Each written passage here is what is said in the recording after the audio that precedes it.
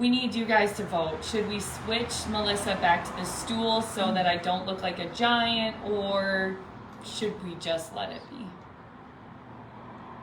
I wouldn't touch it. I know, it's going to all fall apart. We've got everything rigged up here. Don't touch anything.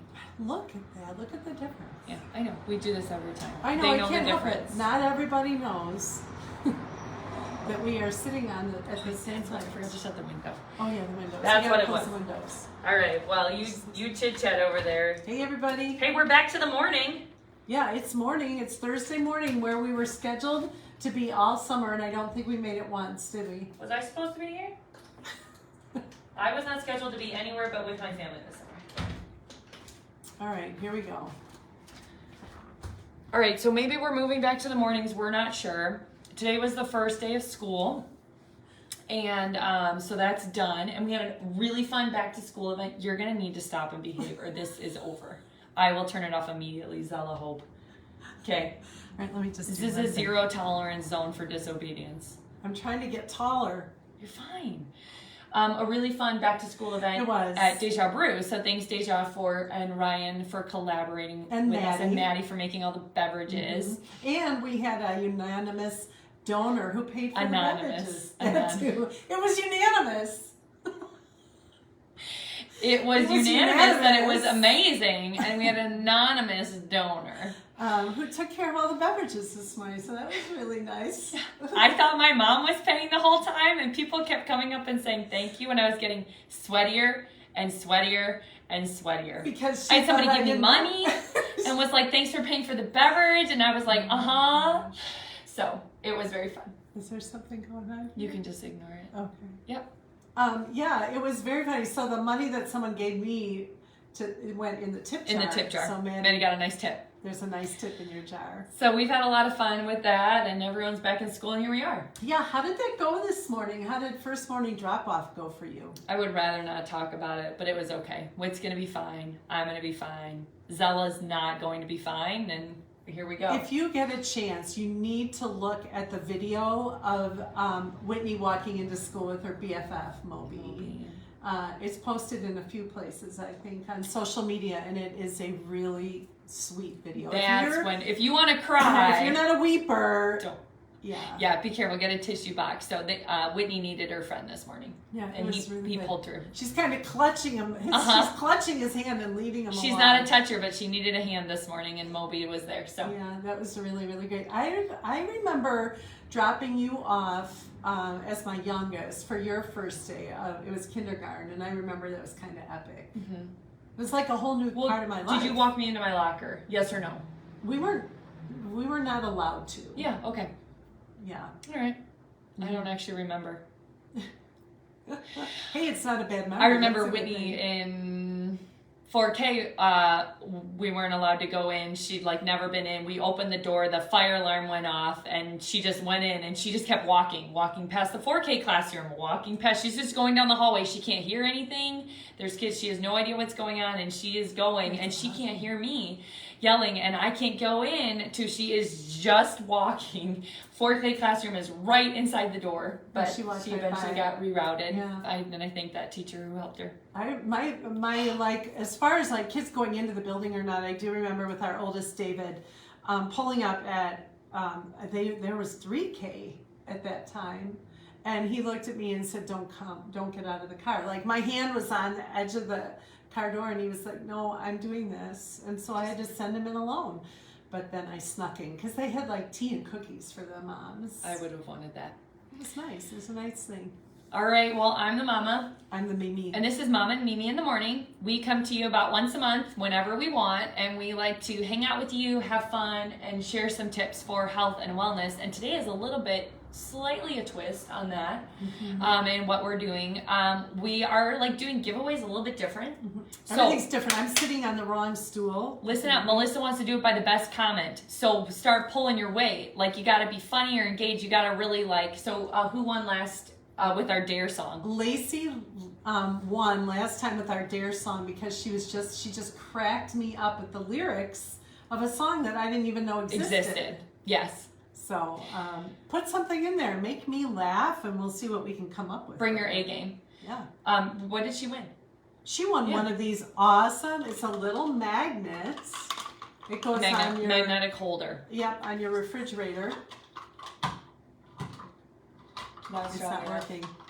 We don't have enough. Goes on your refrigerator or inside your child's locker. It's got an On Guard hand sanitizer and an immunity blend and a focus blend from Mom and Mimi. So that is what Lacey got. So that's pretty cool. So make sure you can do that for the replay, right? Hashtag back to school or something, you know, but have fun in the comment section and we'll pay attention to what's going on there. I'm not promising one of those for the next. No promises on what you will receive. You don't know. You might get coal in the mail. From the big Amy says no promises. I've been really bossy this morning. Okay, so my mom did the amazing run of 14 summer nights. 13 summer nights here at Superior Street Wellness.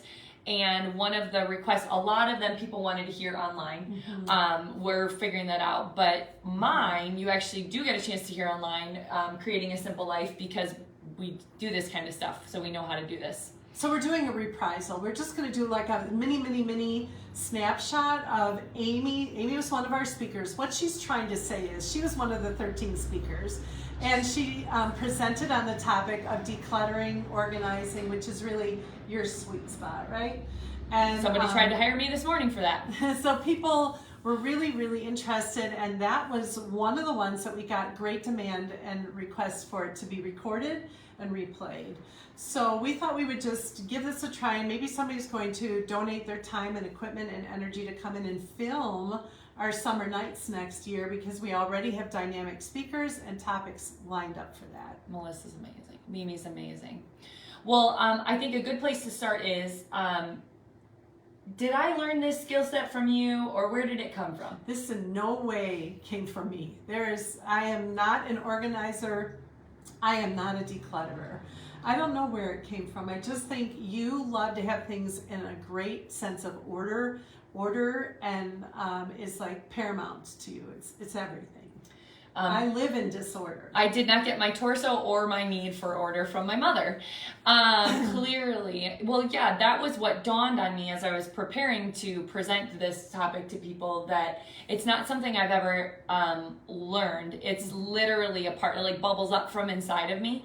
And so when you have something that's like innate to you, I think it makes it slightly more difficult to put words to it and explain how you go about that. That's true. I was having that conversation with some people about your volleyball career today. But we're funny. Okay, lots of innate things, I guess. But we're doing our best with that. But because like the truth is, I get rid of things or purge things or organize things every day. It's like a part of I do not exist outside of that. Like my world does need that order. So that it's also maybe say that to bring clarity. Like if your brain doesn't quite work that way, that's okay, but I think you could still find some nuggets of what might be helpful, right? Like my mom, have I ever been helpful to you even though we think entirely differently? Yes. Okay. Yes. Okay, fair I enough. have learned some things from Amy about decluttering and organizing. I never really knew that same things go together. Yeah, that's true too. Some people know that instinctively. Somebody once asked me, like, how are you so heartless when it comes, like, in a nice way, but how do you remove all the emotion from your things and so freely get rid of and not be thinking about it? And I thought that was a really good question. I've thought about that a lot. And in pondering it, I've realized that I see stuff mostly as a barrier to, like, what I want, what really matters to me. So stuff, I'm either spending time making money to buy said stuff, or I'm spending time taking care of said stuff that I bought that I now have to manage, because all stuff on some level needs to be managed. It's true. Either in my brain or with actual time to take care of it, okay? So stuff takes time, and I'm not interested in giving up that time to stuff. I'd rather give it to people or things that feel more important to me. Yeah. So that is the mindset. What I really want people to understand is that it's so much about how you think is what affects what's going on in like the order of your home or the order of your life. Really making sure that you're aware of what you're thinking. And I also know that I like funnel all of that like stuff-wise through the things that are most important to me. Yeah, I'm just going down memory lane here, and I'm saying this out of the greatest respect for my parents, wonderful people. I think that that things were precious. Things sometimes felt more precious than the relationship. Mm-hmm. And I'm not saying that unkindly. I'm just saying it's a observation I have. And so when I look at you and say, I can't get rid of this because it's precious to me, that's like wording that has come from my parents. I think it's easy to happen. I think we live in a world where stuff is often more important, more like overvalued than people, or we just give stuff, maybe it's not people, like more important than people. We give stuff so much importance that it rules us. And I just want to be really clear with like the physical objects in my life that like, no, I'm in charge, and if you need to go, you will go. See, just listening to that makes me sweaty because I'm like, holy cow, there's good nuggets there that I could practice a little more. I don't, it makes you sweaty. Well, it makes me realize I could look at things differently. It's like a challenge. It's a challenge. It's a challenge to really think about how you're viewing things. And yeah, so that's one of the tips that I think is helpful. I'm just going to like give a couple snippets here. Another thing that, well, maybe I'll share that in a minute. When you're trying to decide a commitment about like a time commitment or something that somebody's asked you to do or something that you want, I think you have to make sure you've calculated everything that it's going to cost you on the front end and the back end. So we talked about like stuff, right? You have to, you know, make the money to be able to buy it, and then where will you keep it? You know, what kind of maintenance does it need? And the same is true of time commitments. I always think about how much time is it going to take me to prepare for what I said to, like realistically, how much is it going to, if you're not a social person and you commit to something social, how long is it going to take you to unwind and recharge from what you put out for that commitment? And so not just thinking of like the hour commitment, but what all goes into it. I think that's so interesting. I just had a conversation with a friend from Chicago that made a commitment to serve in a certain organization, and she had to give like a 6-minute talk about it, and she said she lost all day Friday and all day Saturday worrying about it. Yes. And she said it wasn't worth that at all. But you have to know that about yourself and know, because it's going to create friction in like the dynamic of your daily life, and keeping it simple if you want it simple. Yeah. Okay, what other things was I thinking about? I have something. Okay, you go. I think that I hold on to things in my mind, like a to-do list or a project I have upcoming, and I've learned the value of doing a brain dump. That's a new phrase to me. And literally opening up my laptop and putting it into a Google Doc and just typing everything about that thing that I'm holding on, that's running in a tape through my brain, which is keeping me from being my optimal self, which for me would be relationships. So I'm highly relational. When I have all those things going through my mind, it inhibits that, and I'm not my best self. So getting it out of your mind, maybe it's writing it on a Post-it note, which I did a little earlier. Maybe it's putting it in a Google Doc. Maybe it's putting it on something and putting it on your bathroom mirror. Get it out of your brain and onto a piece of paper so you can begin to sort through it and be your optimal self. Yeah, and a lot of times I don't even go back to it. I just dump it all out and then I'm free. It's like there. If I need to go back to it, it's there. But as long as it's dumped out, I feel much better. Don't, because I worry that I'm going to forget something. That all of these details I have in my mind for all the different things, whether it's like moving my dad, right, or about his parents' care, or work, or church, or whatever, I get worried that all these things are in my mind and I'm going to drop the ball on something. Yeah. So being able to look at that in a concrete way. I was thinking about when it comes to the physical space of like our home, some tips that might be helpful to you, or some rules I try to kind of live by. Well, first of all, if something comes into our house, something has to go out. Like that's just, or maybe one thing comes in and two things go out, but there's a constant, we've got like young kids, a lot of things are coming out with Gary's business. I think there's like extra vigilance in all the things that come home, making sure things are going out. My mom talked about grouping like things with like things, making sure things are like Whitney and I and Zella and I took time yesterday to in our kitchen, and we put certain things down low, certain things up high. We shifted things because developmentally they're in an entirely different spot than they were even 6 months or 1 year ago.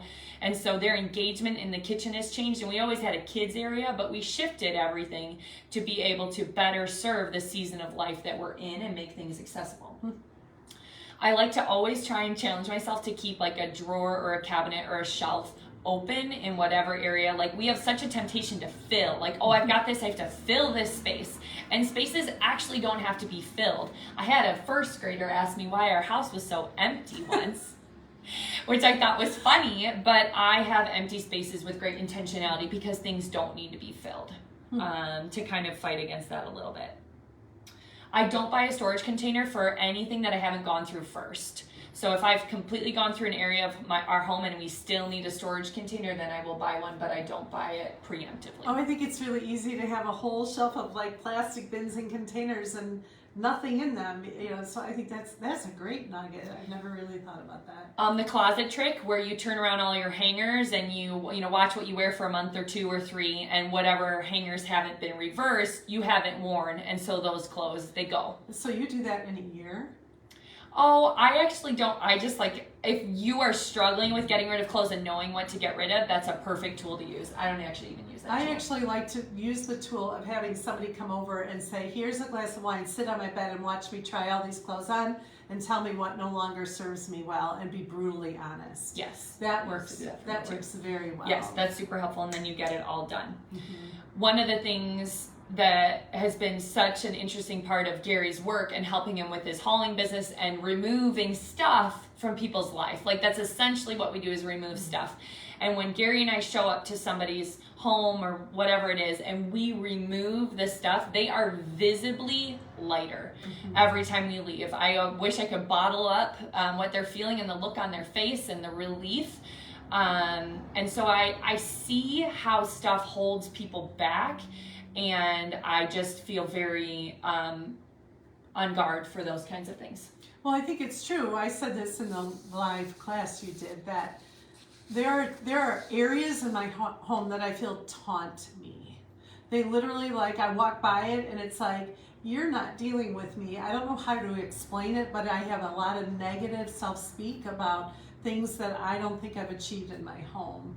So to clean up that area, or just tackle one thing at a time, and that's what I want to hear you talk about too a little bit, or I can talk about it, like how do you approach, because if you look at your home in its entirety, like I know people who are like, my basement is a disaster. It's overwhelming. Where do you begin? Just small doses, a shelf, an area, or an entire, or you just have to do it in groups. And I make piles, like everything comes out, I pile, keep stuff, donate stuff, and stuff that should be thrown away, and then proceed with where those piles need to go, and then what's left goes back on. But I think the idea of everything needs to come off or out is really key. I think that's great. And sometimes I add in another pile, which is to give it to somebody that would really love it. But sometimes that can slow you down, because then it's sitting by your front door because you want to give it to Sally Joe Brown, and you keep walking by it and forgetting it, right? People know I'm the worst. You have like 12 hours to come get it if you want it. Or if I've gone through something and you said you want it, it will be on your doorstep within 5 minutes. Goodbye. Good riddance. I do think small. There was one a couple years ago. I actually started preparing for Thanksgiving and everyone being home in September, and I did like one project a week, and I just, instead of stressing that whole last week before everybody came home, I cleaned my ovens, I cleaned out the refrigerator, took everything out, washed it down, got rid of things, looked at the expiration dates, did my kitchen cabinets, and it just feels so good to get on top of it and to do a little bit at a time. Yeah. I think the final thing I'll share, kind of how I wrapped up when we did our in-person class, is like a little bit of a sneak peek into like the Baumitz family approach. Like what are the things that we're thinking, and how does that work out in our daily life? And the truth is, like, the things that are the most important to me, right? Like Jesus, my family, Gary, and the girls. And so again, if there's a time commitment or a physical object that impedes keeping those things a priority, I'm very like this with that. So another one that is interesting is we, with great intentionality, don't spend lots of money on the things that we own, our physical belongings, because it makes it easier to move them along when they no longer serve us. So if you have something that you've invested, Gary and I talk about bedroom sets all the time. People buy like kitchen sets or bedroom sets, and they invest significant amounts of money, especially when it's a new one, and then you're like stuck with it. Like it's like And your forever. kids aren't going to want it. Yes. And we're now in a generation where, like, I don't really want, I love you, but I don't want your things. Nobody wants anything of ours. And so the things that you've held on to for your kids, they don't want, and it's just time. But anyway, just keeping an eye on what you're spending on things, because it makes it easier to move them along. I think I'm also in a unique generation compared to Amy, where my in-laws and my father and mother were downloading things for a while, and it's awkward sometimes because it's not something that we want, but we know that it's something very valuable, and there's that word, precious, to them. So what do you do with those things when somebody, like when we had the class here, we had a few people here who had recently lost spouses and are going through their spouses' things. A lot of us are going through our parents' things. It's tricky. There's a lot of emotional value assigned to things. And I know that, like, in my home growing up, my parents had really, really nice furniture. So for me to, like, get rid of that ottoman that I know costs a lot, From your parents. like, my siblings and I have been passing it around, because we don't know what to do with it. So Amy and Gary solved that whole thing by not having anything that's of super great value. So it's not hard to pass it on. It sets the tone. It simplifies that aspect of it. And it allows for greater time freedom, because we're not super concerned with making X amount to be able to pay for X amount of belongings. And Whitney's at an age where she asks about why she doesn't have stuff necessarily like her peers do, or people that are in our circle. And I think it's a great opportunity to be able to talk with her about why we operate the way that we do, and explaining that to her. And we've had some really good conversations around it, but I think that I'm confident that this will pay itself forward in helping Whitney and Zella be able to keep the main things, and not having other things get in the way. Can I ask a question of the group, or are you done? Yeah, you're good. I'm done.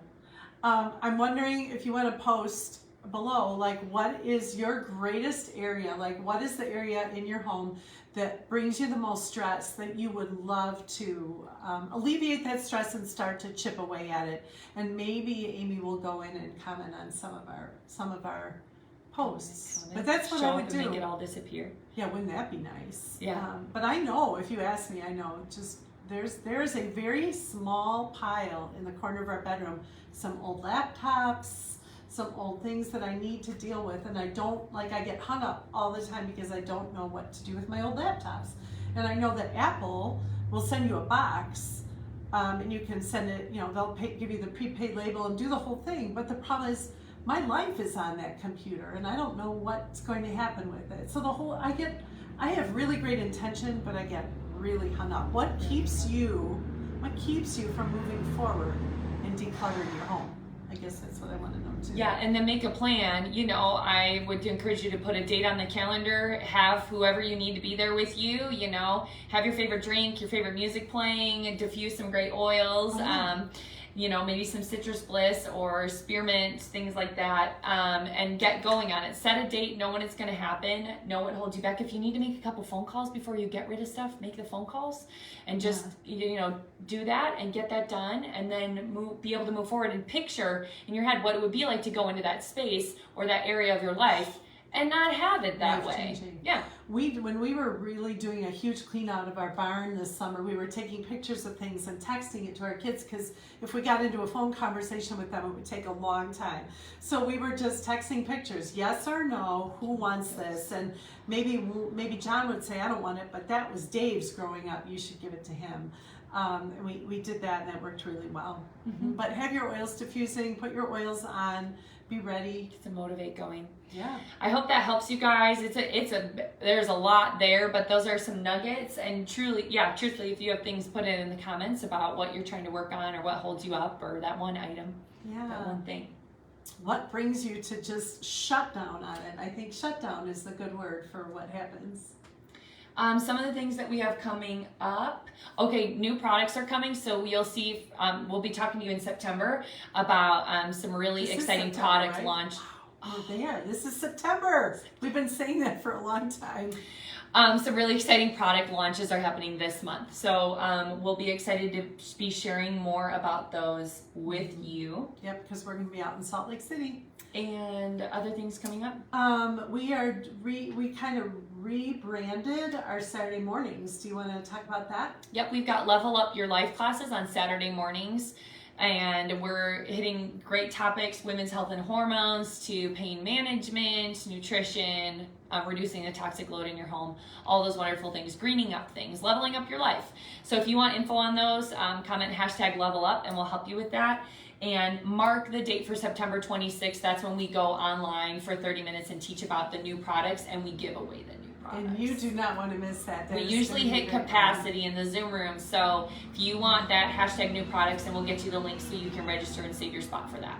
And we're making up our schedule through the end of the year. We're going to be on the road a little bit and local. We're going to have more mini classes here. We're going to do a series of 4 from October 20th to November 10th, and those are going to be really great. We're doing how to make a holiday cocktail and a gathering board. We're doing Cotton and Birch is coming back and talking about fall fashions. Wander Wild Farms is coming to make a dried, each of us will get to make a dried arrangement, and we'll be talking about those new products. Awesome. All right, well, have a wonderful day. September is here. I guess we just discovered that, so enjoy it. And should Mimi be on a stool again is the other question.